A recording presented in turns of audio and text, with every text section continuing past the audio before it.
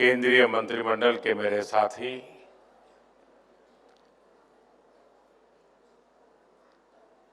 सभी सांसदगण, विकसित Bharat young leaders challenge के विनर्स, अन्य महानुभाव और देश भर से यहाँ आए मेरे सभी युवा साथी, विदेशों से जो नौजवान आए हैं, उनको भी एक नया अनुभव मिला होगा।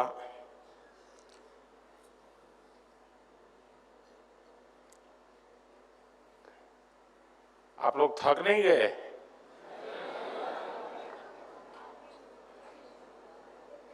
दो दिन से यही कर रहे हैं तो अब क्या सुन सुन कर थक नहीं जाओगे?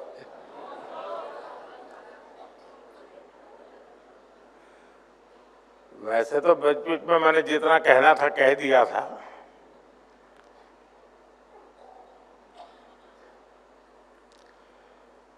जब मैं पहली बार मुख्यमंत्री पद की शपथ ली थी, तब मैं समझता हूं आप में से बहुत सारे युवा ऐसे होंगे जिनका जन्म भी नहीं हुआ होगा।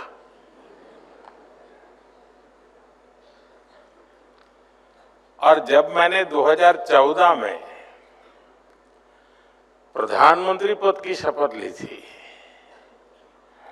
तब आप में से ज्यादातर लोगों को बच्चा कहा जाता होगा।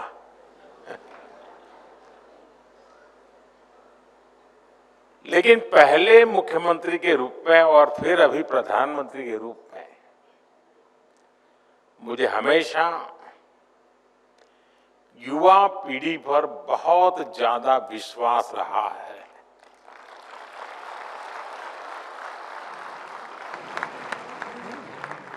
आपका सामर्थ्य, आपका टैलेंट, मैं हमेशा आपकी एनर्जी से खुद भी एनर्जी पाता रहा हूं। और आज देखिए, आज आप सभी विकसित भारत के लक्ष्य की बागडोर थामे हुए हैं। साथियों, साल 2047 में जब हमारी आजादी के 100 साल होंगे, वहां तक की यात्रा भारत के लिए भी अहम है और यही वो समय है जो आपके जीवन में भी सबसे महत्वपूर्ण है। यानी बड़ी गोल्डन अपॉर्चुनिटी है आपके लिए। आपका सामर्थ्य भारत का सामर्थ्य बनेगा।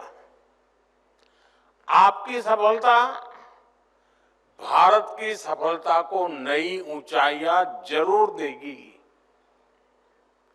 मैं आप सभी को विकसित भारत यंग लीडर्स डायलॉग में सहभागिता के लिए बहुत बहुत बधाई देता हूं।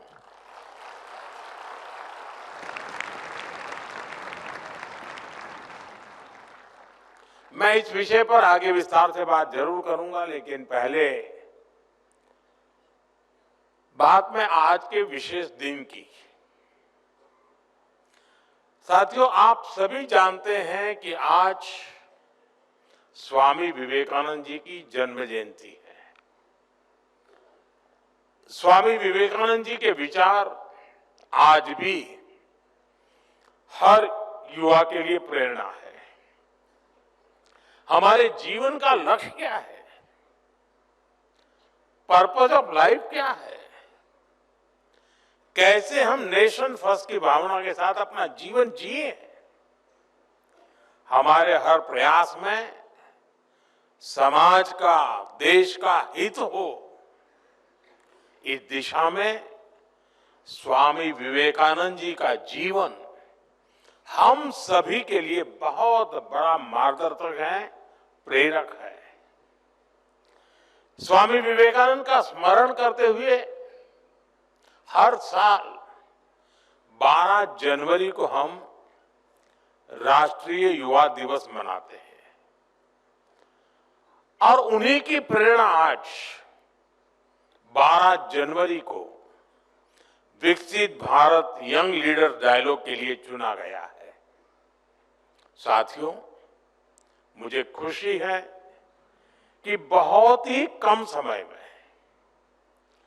विकसित भारत यंग लीडर डायलॉग इतना बड़ा प्लेटफॉर्म बन गया है।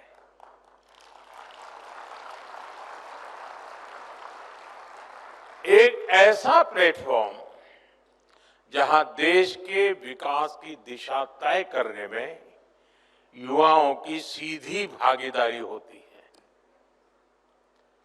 करोड़ों नौजवानों का इससे जुड़ना,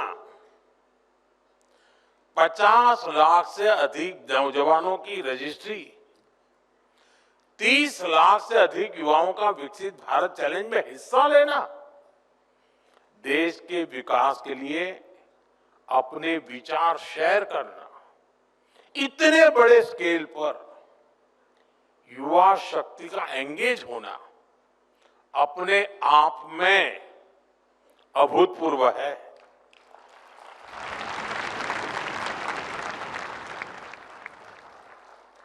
दुनिया के अनेक देशों में आमतौर पर थिंक टैंक, ये शब्द बहुत प्रचलित है, थिंक टैंक की चर्चा भी होती है। और उस थिंक टैंक का प्रभाव भी बहुत होता है। वे एक प्रकार से ओपिनियन मेकर्स का एक समूह बन जाता है। लेकिन शायद आज जो मैंने प्रेजेंटेशन देखे और जिस प्रकार से चर्निंग होते होते आप लोगों ने यहां तक जायजे लाए हैं, मैं समझता हूं कि ये अपने आप में ये इवेंट इंस्टीट्यूशनलाइज तो हुआ है, एक अपने आप में दुनिया में अनोखी थिंक टैंक के रूप में उसने अपनी जगह बना ली।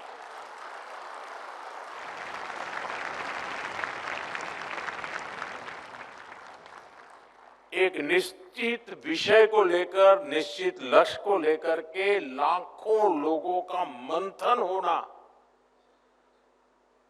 इससे बड़ा थिंकिंग क्या हो सकता है।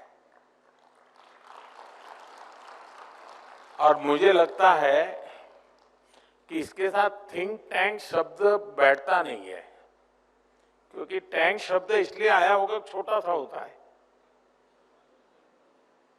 ये तो विशाल है, सागर से भी विशाल है और समय से भी आगे है और विचारों में समंदर से भी ज्यादा गहरा है। और इसलिए थिंक टैंक शब्द टैंक वाले शब्द से भी सीमित नहीं किया जा सकता, ऐसा इसका अनुभव है। और जिन विषयों का आज आपने चर्चा में लिया है, जैसे खासतौर पर विमेन लेड डेवलपमेंट और यूथ पार्टिसिपेशन इन डेमोक्रेसी, ऐसे गंभीर विषयों पर जिस प्रकार से विचार आपने रखे हैं, ये प्रशंसनीय है। थोड़ी देर पहले आपने यहां जो प्रेजेंटेशन रखे, अलग अलग थीम्स को लेकर प्रभावी बात रखी है, ये दिखाता है कि हमारी अमृत पीढ़ी विकसित भारत के निर्माण के लिए कितनी संकल्पित है। इससे ये भी स्पष्ट होता है कि भारत में जैन जी का मिजाज क्या है।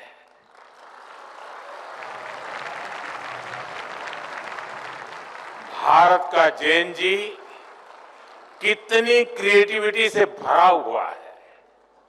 मैं आप सभी युवा साथियों को, मेरा युवा भारत संगठन से जुड़े सभी नौजवानों को इस आयोजन के लिए और इसकी सफलता के लिए मैं बहुत बहुत बधाई देता हूं, आप सबका अभिनंदन करता हूं। साथियों, मैंने जब अभी आपसे बातें शुरू की तो 2014 का जिक्र किया था। तब यहां बैठे ज्यादातर युवा 8-10 साल के ही रहे होंगे। अखबार पढ़ने की उनकी आदत भी नहीं डेवलप हुई होगी। आपने पॉलिसी पैरालिसिस का वो पुराना दौर नहीं देखा, जब उस समय की सरकार की इसलिए आलोचना होती थी कि वो समय पर फैसले नहीं लेती, और जो फैसले होते भी थे वो जमीन पर ठीक से लागू नहीं होते थे। नियम कायदे ऐसे थे जिससे हमारा नौजवान कुछ नया करने के बारे में सोच भी नहीं सकता था। देश का युवा परेशान था कि इतनी बंदिशों में वो जाए तो जाए कहां। साथियों, ये हालत ये थी कि अगर किसी एग्जाम के लिए, जॉब के लिए अप्लाई करना होता था तो सर्टिफिकेट अटेस्ट कराने के लिए अफसरों और नेताओं के साइन लेने में ही दम निकल जाता था। फिर फीस का डिमांड ड्राफ्ट बनाने के लिए बैंक और पोस्ट ऑफिस के चक्कर लगाने पड़ते थे। अपना कोई बिजनेस शुरू करना होता था तो बैंक कुछ हजार रुपए लाने के लिए 100 गारंटी मांगते थे। आज ये बातें बहुत असामान्य लगती हैं, लेकिन एक दशक पहले तक यही सब कुछ चलता था। साथियों, आपने यहां स्टार्टअप्स को लेकर प्रेजेंटेशन दिया। मैं आपको स्टार्टअप इकोसिस्टम का ही उदाहरण देता हूं कि इसमें जो परिवर्तन होता है वो कैसे हुआ है। दुनिया में 50-60 साल पहले स्टार्टअप कल्चर शुरू हुआ, धीरे धीरे वो मेगा कॉरपोरेशन के युग में बदल गया। लेकिन इस पूरी जर्नी के दौरान भारत में स्टार्टअप्स के बारे में बहुत कम चर्चा होती थी। साल 2014 तक तो देश में 500 से भी कम रजिस्टर्ड स्टार्टअप हुआ करते थे। स्टार्टअप कल्चर के अभाव में हर क्षेत्र में सरकार का ही दखल हावी रहा। हमारा युवा टैलेंट, उसका सामर्थ्य, उसे अपने पूरा करने का मौका नहीं मिला। साथियों, मुझे अपने देश के युवाओं पर भरोसा है, आपके सामर्थ्य पर भरोसा है, इसलिए हमने एक अलग राह चुनी। हमने युवाओं को ध्यान में रखते हुए एक के बाद एक नए स्कीम्स बनाई। यहीं से स्टार्टअप रिवॉल्यूशन ने भारत में असली गति पकड़ी। Ease of doing business reforms, startup India, digital India, funds of funds, tax और कंप्लायंस सिंप्लीफिकेशन, ऐसे अनेक इनिशिएटिव लिए गए। ऐसे सेक्टर जहां पहले सिर्फ सरकार की सब कुछ थी, सब कुछ उसी की चलती थी, उनको युवा इनोवेशन, युवा एंटरप्राइज के लिए ओपन किया गया। इसका जो प्रभाव हुआ वो भी एक अलग ही सक्सेस स्टोरी बन चुका है। साथियों, आप स्पेस सेक्टर को ही लीजिए। 5-6 साल पहले तक स्पेस सेक्टर को आगे बढ़ाने की जिम्मेदारी सिर्फ इसरो पर थी। हमने स्पेस को प्राइवेट एंटरप्राइज के लिए ओपन किया, इससे जुड़ी व्यवस्थाएं बनाई, संस्थाएं तैयार की, और आज स्पेस सेक्टर में 300 से अधिक स्टार्टअप काम कर रहे हैं। देखते ही देखते हमारे स्टार्टअप स्काईरूट एरोस्पेस ने अपना रॉकेट विक्रम एस तैयार कर लिया है। एक और स्टार्टअप अग्निकुल कॉस्मोस ने दुनिया का पहला 3D प्रिंटेड इंजन बनाकर सबको चौंका दिया है। ये सब स्टार्टअप की कमाल है। भारत के स्पेस स्टार्टअप अब लगातार कमाल करके दिखा रहे हैं। साथियों, मैं अब आपसे एक सवाल करता हूं। आप कल्पना करिए कि अगर ड्रोन उड़ाने पर 24 घंटे अनेकों तरह की पाबंदी लगी रहती तो क्या होता। ये थी पहले हमारे यहां ड्रोन उड़ाना या बनाना दोनों कानूनों के जाल में फंसा हुआ था। लाइसेंस लेना पहाड़ चढ़ने जैसा काम था और इसे केवल सुरक्षा के नजरिए से ही देखा जाता था। हमने नए नियम बनाए, नियम आसान किए। इसके कारण आज हमारे यहां कितने ही युवाओं को ड्रोन से जुड़े सेक्टर में आगे बढ़ने का मौका मिला है। युद्ध क्षेत्र में मेड इन इंडिया ड्रोन देश के दुश्मनों को धूल चटा रहे हैं और कृषि क्षेत्र में हमारी नमो ड्रोन दीदियां खेती में ड्रोन टेक्नोलॉजी का उपयोग कर रही है। साथियों, डिफेंस सेक्टर भी पहले सरकारी कंपनियों पर ही निर्भर था। हमारी सरकार ने इसको भी बदला। भारत के डिफेंस इकोसिस्टम में स्टार्टअप के लिए दरवाजे खोले। इसका बहुत बड़ा फायदा हमारे युवाओं को ही मिला है।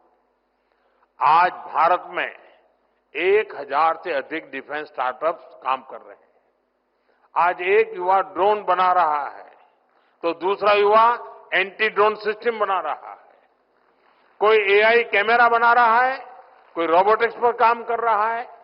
साथियों, डिजिटल इंडिया ने भी भारत में क्रिएटर्स की एक नई कम्युनिटी खड़ी कर दी है। भारत आज ऑरेंज इकोनॉमी यानी कल्चर, कंटेंट और क्रिएटिविटी का अभूतपूर्व विकास होते देख रहा है। भारत media, film, gaming, music, digital talent, VR, XR जैसे क्षेत्रों में एक बड़ा ग्लोबल सेंटर बन रहा है। अब यहां पर एक प्रेजेंटेशन में हमारे कल्चर को एक्सपोर्ट करने की बात तेज आई है। मैं तो आप नौजवानों से आग्रह करता हूं, हमारी जो कहानियां हैं, कहानी किस्से हैं, रामायण है, महाभारत है, बहुत कुछ है। क्या हम उसमें गेमिंग की दुनिया में ले जा सकते हैं इन चीजों को? पूरी दुनिया में गेमिंग एक बहुत बड़ा मार्केट है, बहुत बड़ी इकोनॉमी है। हम अपनी माइथोलॉजी की कथाओं को लेकर के भी गेमिंग की दुनिया में नए नए खेल ले जा सकते हैं। हमारे हनुमान जी पूरी दुनिया की गेमिंग को चला सकते हैं।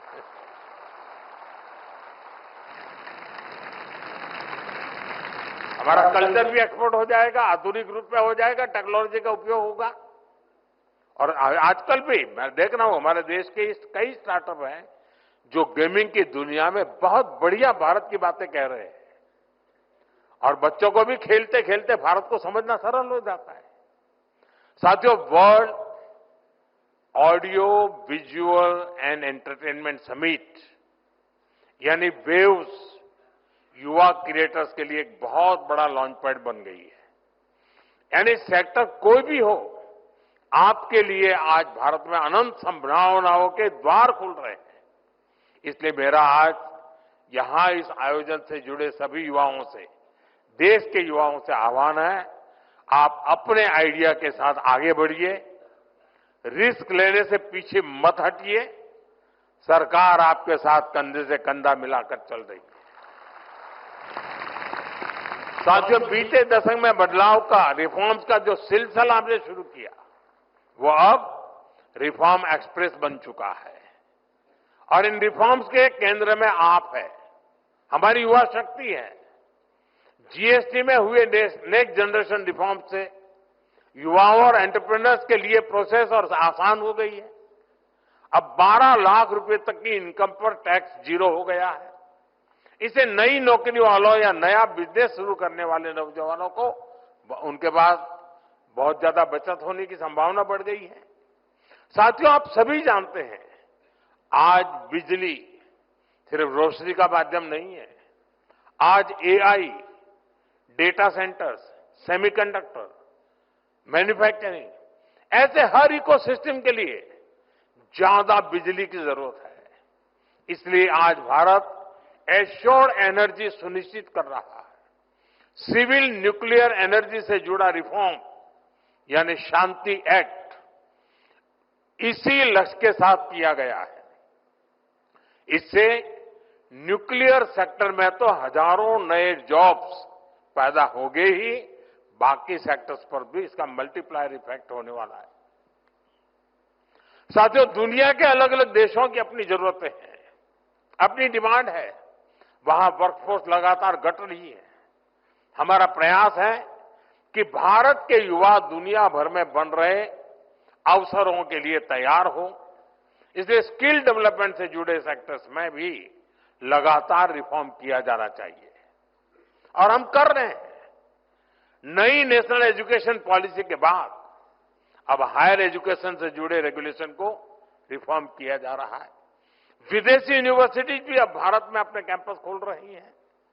हाल में ही हजारों करोड़ रुपए के निवेश के साथ पीएम सेतु प्रोग्राम शुरू किया गया है।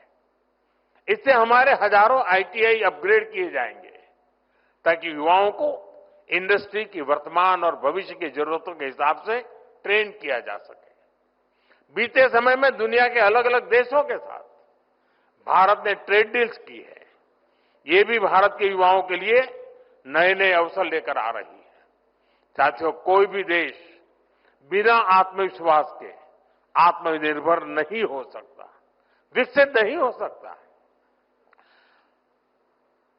और इसलिए अपने सामर्थ्य, अपनी विरासत, अपने साजो सामान पर गौरव का अभाव हमें खलता है। हमारे पास उसके प्रति एक कमिटमेंट चाहिए, गौरव का भाव होना चाहिए और हमें बड़ी मजबूती के साथ, गौरव के साथ मजबूत कदमों से आगे बढ़ना चाहिए। आपने ब्रिटिश राजनेता मैकाले के बारे में जरूर पढ़ा होगा। उसने गुलामी के कालखंड में शिक्षा तंत्र के माध्यम से भारतीयों की ऐसी पीढ़ी बनाने के लिए काम किया जो मानसिक रूप से गुलाम हो। इससे भारत में स्वदेशी के प्रति, अपनी परंपराओं के प्रति, अपने प्रोडक्ट्स, अपने सामर्थ्य के प्रति हीन भावना पनपी। सिर्फ स्वदेशी होना, इंपोर्टेड होना ही, विदेशी होना और इंपोर्टेड होना, इसी को श्रेष्ठता की गारंटी मान लिया। अब ये कोई गले उतरने वाली चीज है क्या? हमें मिलकर गुलामी की इस मानसिकता को खत्म करना है। 10 साल बाद मैकाले के उस दुस्साहस को 200 वर्ष पूरे हो रहे हैं और ये पीढ़ी की जिम्मेवारी है कि 200 साल पहले का जो पाप है ना, वो धोने के लिए अभी 10 साल बचे हैं हमारे पास। और ये युवा पीढ़ी धो करके रहेगी, मुझे पूरा भरोसा है। और इसलिए देश के हर युवा को संकल्प लेकर इस मानसिकता से देश को बाहर निकालना है। साथियों, हमारे यहां शास्त्रों में कहा गया है और यहां पर स्टार्टअप, यहां जो प्रेजेंटेशन हुआ उसमें भी उसका उल्लेख किया गया, आनो भद्राः कर्तवो यन्तु विश्वतः। यानी हमारे लिए सभी दिशाओं से कल्याणकारी और शुभ और श्रेष्ठ विचार आने दें। आपको भी दुनिया के हर बेस्ट प्रैक्टिस से सीखना है, लेकिन अपनी विरासत, अपने आइडियाज को कमतर आंकने की प्रवृत्ति को कभी हावी नहीं होने देना है। स्वामी विवेकानंद जी का जीवन हमें यही तो सिखाता है। उन्होंने दुनिया भर में भ्रमण किया, वहां की अच्छी बातों की प्रशंसा की, लेकिन उन्होंने भारत की विरासत को लेकर फैलाए गए भ्रम को तोड़ने के लिए निरंतर प्रयास की, कठोरता उन्होंने घाव की उस पर। उन्होंने विचारों को सिर्फ इसलिए नहीं स्वीकार किया क्योंकि वे पॉपुलर थे, बल्कि उन्होंने कुरीतियों को चैलेंज किया। स्वामी विवेकानंद जी एक बेहतर भारत बनाना चाहते थे। उसी स्पिरिट के साथ आज आप युवा शक्ति को आगे बढ़ना है और यहां अपनी फिटनेस का भी ध्यान रखना है, खेलना है, खिलखिलाना है। मुझे आप सभी पर अटूट भरोसा है। आपका सामर्थ्य, आपकी ऊर्जा पर मेरा विश्वास है। इन्हीं शब्दों के साथ आप सभी को एक बार फिर से युवा दिवस की बहुत बहुत शुभकामनाएं। मैं एक और सुझाव देना चाहता हूं। ये जो हमारा डायलॉग का कार्यक्रम चल रहा है, क्या आप कभी योजना करके अपने स्टेट में स्टेट को विकसित बनाने के लिए डायलॉग, ये कार्यक्रम शुरू करें और थोड़े समय के बाद हम डिस्ट्रिक्ट को विकसित बनाने के लिए भी डायलॉग शुरू करें, इस दिशा में जाएंगे। लेकिन हर राज्य में एक कार्यक्रम राज्य के नौजवान मिलकर के, ताकि ये थिंक टैंक जिसको कहा गया, ये थिंक वेव बन जाएगा, ये दिशा में हम करें। मेरी पूरी शुभकामनाएं आपके साथ है। बहुत बहुत धन्यवाद दोस्तों।